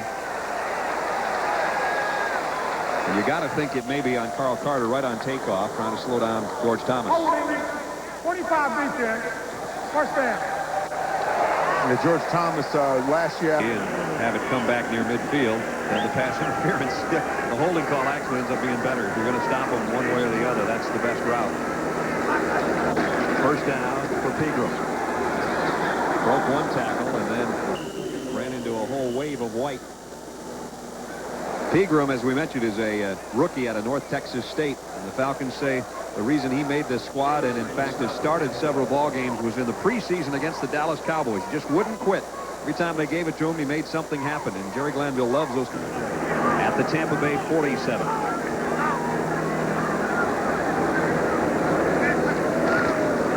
This time it's Rozier. Mike Rozier weaves his way inside the 45. Home from the 13, Jim Harbaugh finds Brad Muster out of the backfield. Hard running, poor tackling by the Colts. Touchdown, and the extra point makes it 17-10. Bears, 3rd quarter, Brad. I think everybody talks, Dan, about Neil Anderson. I tell you what, Muster is some kind of back. He really is. And, Greg said the key thing, poor tackling by the Colts. I didn't know they knew how to tackle down there the way they've been playing. You're brutal. 3rd and 5. Atlanta at the Buck 45 with a 33-0 lead. Andre Rison in motion. He's motioned for 3 touchdowns already today. Chris Miller, deep middle for Hand. He's got great speed, too, and he's inside the 20. First down for the Falcons. Tampa Bay with a 6-man front. It'll be Pegram on the toss. And he's going to lose yardage this time. Loss of about 3. Jesse, where he's playing well. Second and 14. Give inside. He's to Rozier. He got back near the 20. Falcon fans just kind of sitting on their hands. Even a few boos right now. With a 33-0 lead, I don't know what they're complaining about other than the Falcons are trying, I think, not to run it up big time on Tampa Bay. Maybe the fans here just aren't used to what you do when you're in a blowout situation. Do you run the ball as much? They don't know. I don't think they've ever had a 33-point lead to work with. They're in a quandary right now. Vikings, who we mentioned a moment ago, talking about Jesse Solomon, have tied it up now in Green Bay. So 3rd and 12, and the Falcons from the red gun. Tracy Johnson will flank Chris Miller in the Atlanta backfield. 3 wideouts there to the right side. Miller in trouble, and down he goes, Broderick Thomas. And for Broderick, his 6th sack of the year. And I think if I'm Jerry Glanville, I get number 12 out of the ballgame. Yep, and Broderick Thomas, the legend continues. That was a good rush there. Of course, whenever you get a sack like that, you get some help from your other defensive lineman. And that time he came in clean on Chris Miller. And you can see Miller looks like he's hurting a little bit. And it looks like it's a different area. It looks like his wrist might be bothering him a little bit. Jerry Ray, the Falcons trainer, immediately grabs that right hand. Unless he hit it on somebody's helmet, or rather got it caught under him, maybe hit it on Broderick Thomas' helmet. That's about the way things have gone for Chris Miller, the off-injured quarterback for the Falcons, who's playing with cracked ribs and now his hand's bothering him. And Norm Johnson's going to try a 49-yard field goal. As if the Falcons need more points, they get more. Johnson, his longest of the year, and everything going well for Atlanta. End of the 3rd quarter, the Falcons lead Tampa Bay 36-0. Falcons work on the right hand of their quarterback, Chris Miller. Atlanta leads 36-0. Brad Nessler and Dan Jiggets at Fulton County Stadium. Miller shaken up, trying to grip the football now. You see him holding the right hand. He's had a 3-touchdown afternoon. Norm Johnson to kick off. Johnson having just hit the 49-yard field goal. Kicks deep to Willie Drury. And he'll bring it out of the end zone. And Drury out near the 25 penalty markers on the play.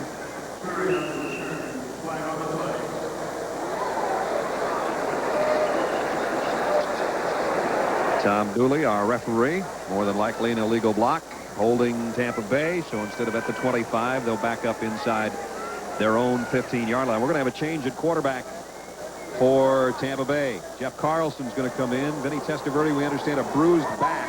And I think it came on that hit by Darian Conner. That's right. So Jeff Carlson comes in, the male model quarterback.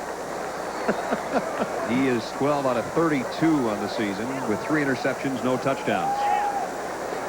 Part of Chris Chandler being waived by Tampa Bay, they said we also want to develop Jeff Carlson. Well, I don't know if you find a way to get developed when you're trailing by 36, but Vinny's probably done for the day. We'll try to get word on Chris Miller, too. Yeah, I still have problems with that whole deal, though, with Chandler. You give up the #1 choice, maybe, in the draft. That's a lot to give up.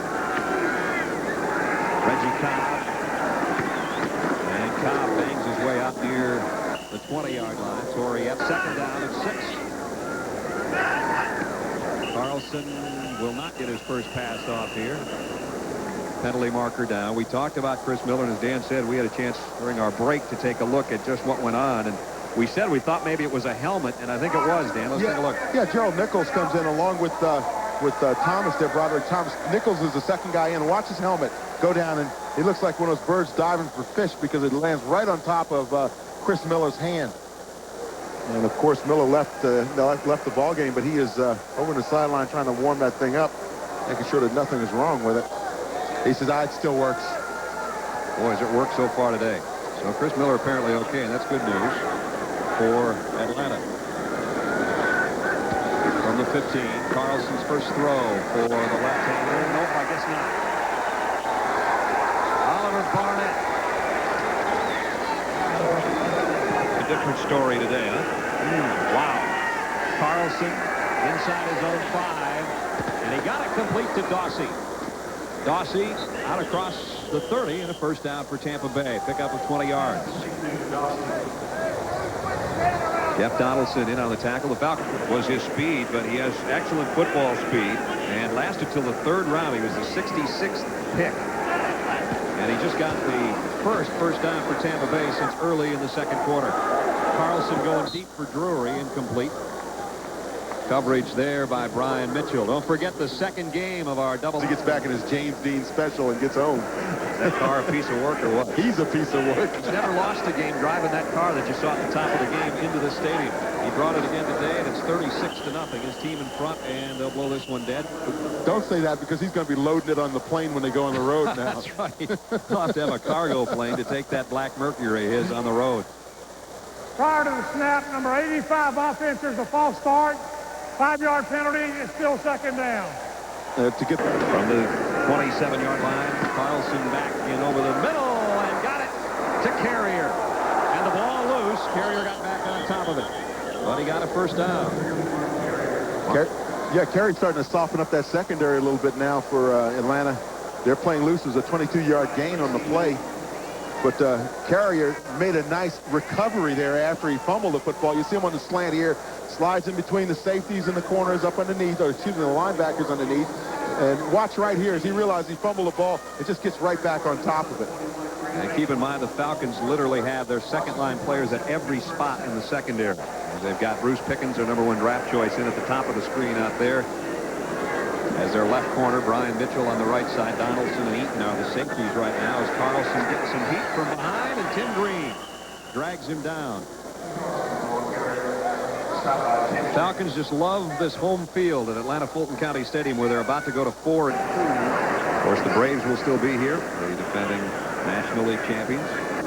You can see the infield right there, even as we talk about baseball. There's the new sod trying to take root. Carlson, near side, got it complete to Carrier again, and he really got peppered right by the first down marker. And it was Brian Mitchell, the rookie cornerback out of BYU. Jeff Donaldson, the safety, number 42, came up and had an opportunity to make the play there, but Carrier kept his concentration on the ball even when Donaldson waved his hand in front of it and made the reception. Ray Williamson over in that sideline had a tough day with his Buccaneers. 2nd down and 5 coming up. His first full season as head coach at Tampa Bay. Richard Williamson, 3-10. I said Ray Richardson. I was thinking of a Ray Perkins probably. I don't know what old Perk is doing down there. I think he's back down there trying to coach some college football right now. But Richard Williamson is coming and taking over for him is trying to get these Buccaneers back on square one. Williamson 4 years as Ray Perkins' receivers coach before taking over last year late in the season. Jeff Carlson in at quarterback. If you just joined us, the Falcons lead with 10 minutes left in the game, 36-0. And Vinny Testaverde out with a bruised back and has gone to the Tampa locker room, and Jeff Carlson in relief. First down at the Atlanta 41. Carlson going deep for Willie Drury, and it's intercepted by Brian Mitchell. Nope, they're going to say he's out of bounds. John Rady will plead the case for the Atlanta defense. The side judge was right on top of the play. They ought to get Tim Green in there to plead the case. He's a guy in law school in his third year. Green, number 99 for the Falcons. Right here in the 4th quarter. Tracy Eaton and Ken Tippins combine on the tackle. Hey, Dave Hawk is up there in the replay, the official in the booth. We're just trying to keep who stays into the fight, the longest. Reggie Cobb, first down. Down near the 26-yard line. The good news for Tampa Bay, it's a short play. But maybe the good news for Atlanta is that what they learned last week in getting blown out by Washington and everybody playing in that game like Glanville said he was going to. Second quarter. Terry Anthony with the catch for Tampa Bay. Brian Mitchell again covering. This thing started off kind of quietly. Norm Johnson with a 30-yard field goal to put the Falcons in front 3-0, and then Deion Sanders' first of 2 interceptions is the play that we were talking about. Really turned this around. The Falcons went on to a 71-yard drive to go up 10-0, and then they never looked back. Chris Miller and Andre Rison started having fun, and you see that second quarter, the most points ever in a quarter for Atlanta, and the most points in a quarter in the NFL this year. Carlson back, standing tall, getting some time, and gets hit by Mo Gardner, and it's picked up by Oliver Barnett. Let's see if the big fella can take it. He's gonna make it.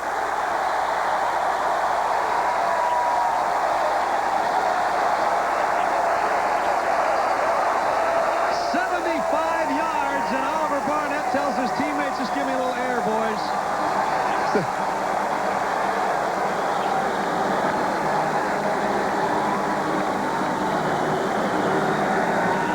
You gotta love 285 pounds going 75 yards, Dan. And here's a look at it at regular speed. Mo Gardner, 67, comes around. He's the guy that's eventually going to get the sack. The ball's going to be scooped up by Barnett. Now watch Barnett as he picks it up. He goes 75 yards. Ian Beckles, number 62's got a shot, but watch Beckles' head start to slide back as he gets down there about 60 yards downfield. Gruber was in there till the end, but Beckles just couldn't do it. Boy, is that lit up the folks at the stadium in Atlanta. Norm Johnson for the point after. It is 43-0.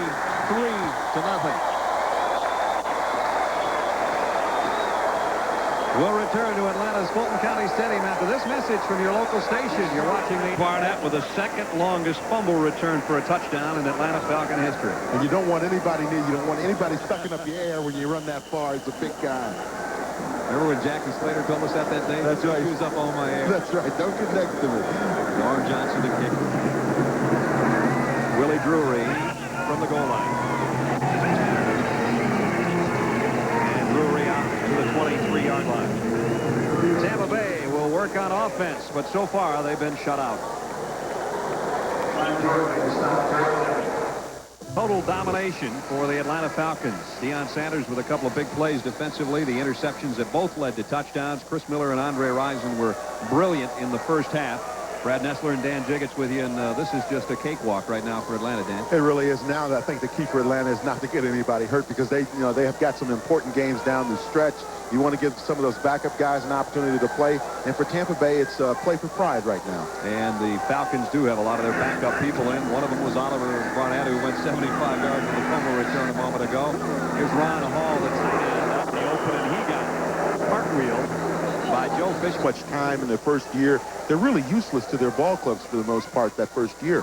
I asked Scott Case about Bruce Pickens Thursday, and not just because Pickens went to Nebraska and Case went to Oklahoma, but he said he had a lot to learn when he showed up. He says he's getting better, and he's got all the tools, and of course he's got blazing speed, so this is a good opportunity for him to get some work. Yeah, and that's the one thing that they don't teach you at cornerback, speed. That's right. First down.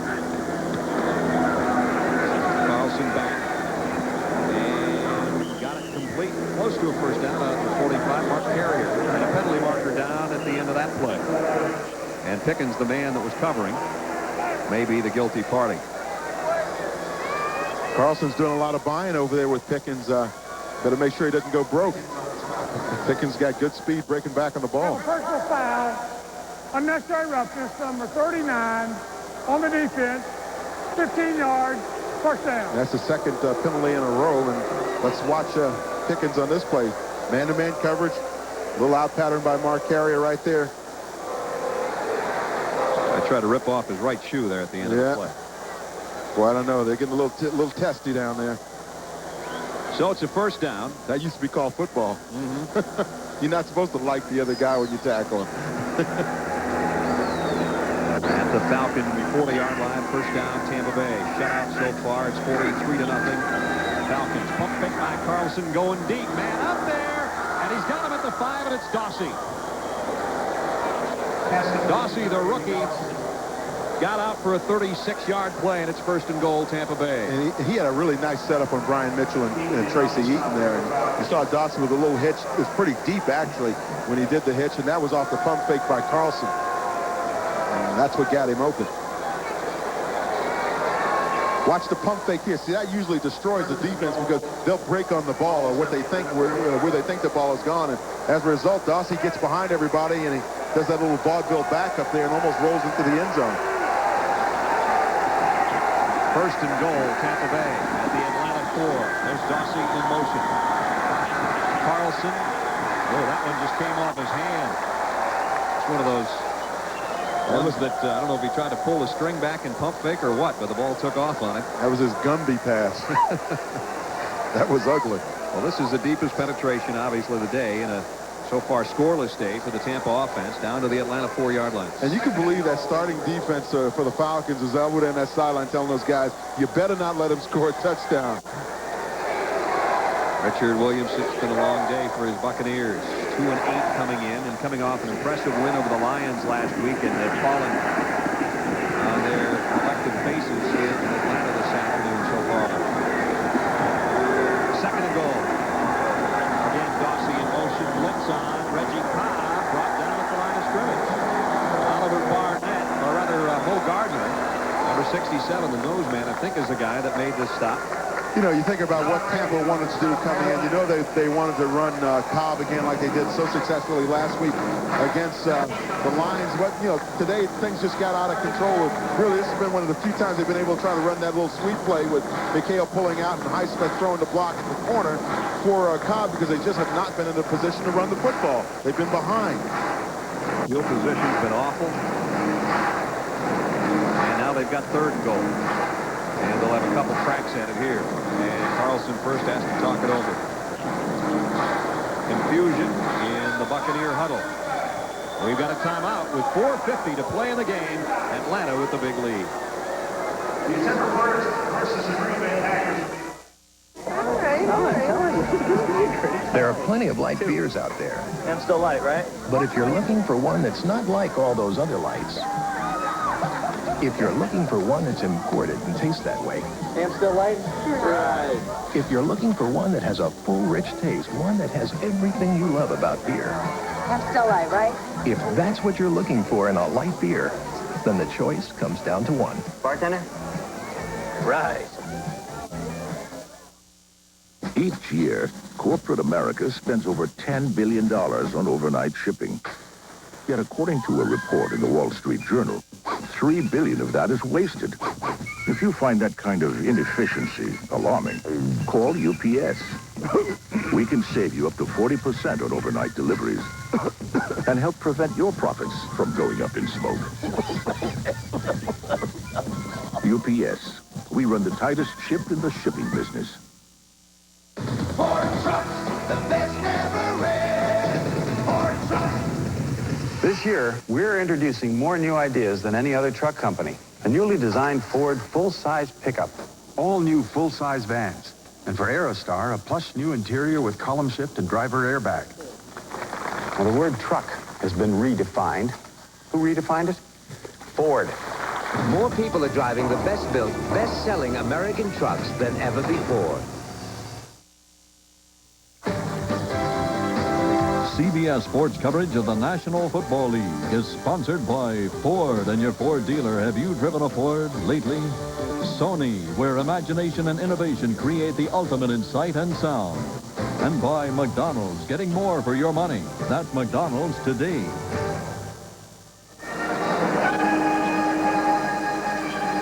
Brad Nessler and Dan Jiggets in Atlanta, where the Falcons have dominated from the opening kick with a 43-point lead and less than 5 minutes to go. This was Tampa's opportunity to break into the scoring column. Now work from the shotgun. Third and goal at the Atlanta 4. Here comes the all-out blitz. Touchdown, Tampa Bay. And it is Lawrence Dawsey with the catch. He's working against Joe Fishback in the secondary of Atlanta. Man-to-man coverage on the blitz. Become the leading Buccaneer rookie receiver now. He passed Kevin House in total yardage, and now with his 6th catch, it's a touchdown. He's going to be a good one. He's one of those people that, you know, maybe sometimes the numbers don't add up the way that the scouts would want them to, but the production certainly is there. 4-yard toss, and Christie in for the point after. Tampa Bay with their first touchdown, but it comes way late for them.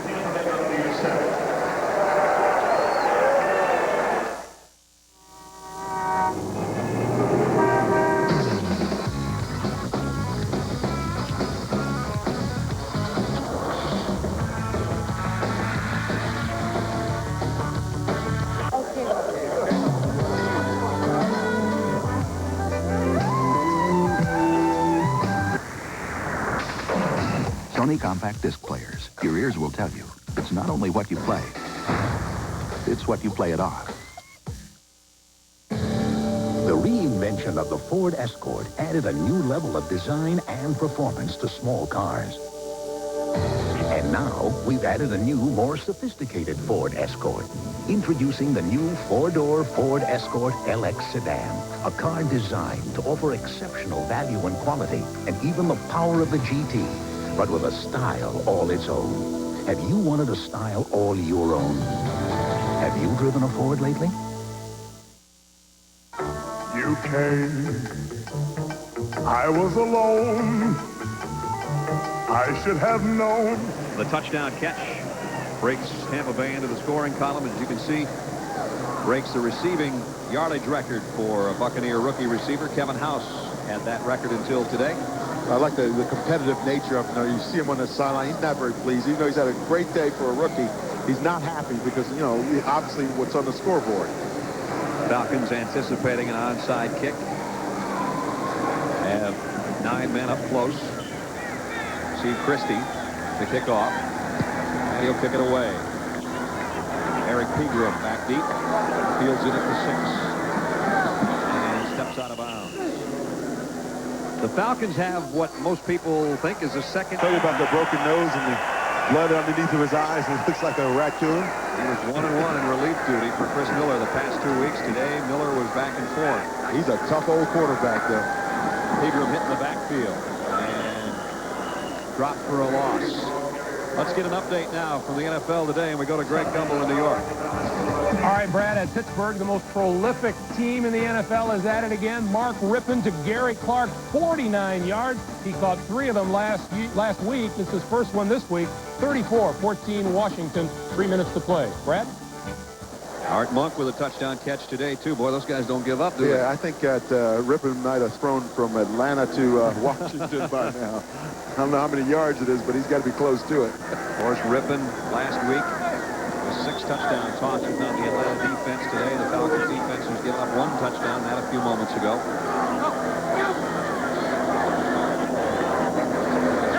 Falcons second down and 12. Mike Rozier outside. Mike would like to stay in bounds and just get this game over. Don't forget, coming up, the second game in our doubleheader. The Dallas Cowboys coming off an overtime loss last week in Houston. Will be in New York now. The road doesn't get any easier. They'll take on the defending world champion Giants. Big battle in the NFC East. Both teams thinking playoffs. That's our second game.